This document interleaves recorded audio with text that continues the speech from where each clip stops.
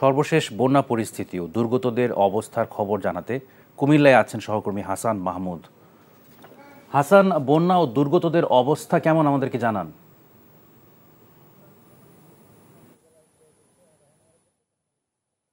বিভিন্ন এলাকায় বানভাসী মানুষের কিন্তু দুর্ভোগের শেষ নেই।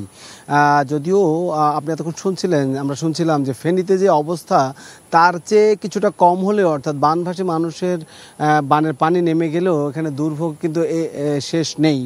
আমি একটি সড়ক দেখাতে চাই। দেখুন, এই সড়কটিতে কিন্তু কোমর পর্যন্ত পানি ছিল। এটি হচ্ছে মকরবপুর নাঙ্গলকোট। এই সড়কটি চলে গেছে আপনার রেল লাইন পর্যন্ত। এই পুরো সড়কটিতেই একটি ভালো সড়ক এবং পিচ ঢালা না হলেও এটি ইটের ঢালাই করা, কিন্তু এই সড়কটিতে এখন যান চলাচল একেবারেই অনুপযোগী হয়ে পড়েছে।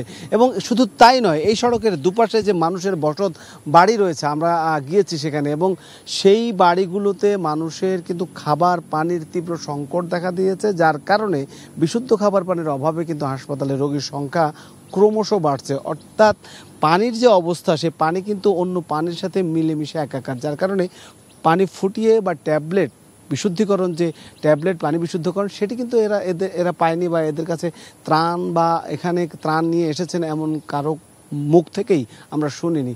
যদিও এই অঞ্চলের আরও বেশ কিছু, যেমন নাঙ্গলকোটের আরও বেশ কিছু জায়গায় আমরা গিয়েছি, সকাল থেকে এই অঞ্চলটাই আমরা ঘুরে দেখেছি যে মানুষের বাড়িতে বাড়িতে কিন্তু পানির এক ধরনের, কারো বাড়িতে পানি নেমে গেলেও বাড়ি ডেবে গেছে, কারো বাড়িতে পানি বিশুদ্ধ খাবার পানির সংকট, এবং বিশেষ করে শিশুরা কিন্তু বেশি আক্রান্ত হচ্ছেন পানিবাহিত রোগ, যেটা ডায়রিয়া বলছিলাম, সেই পানিবাহিত রোগে কিন্তু আক্রান্ত হচ্ছে শিশুরা বেশি।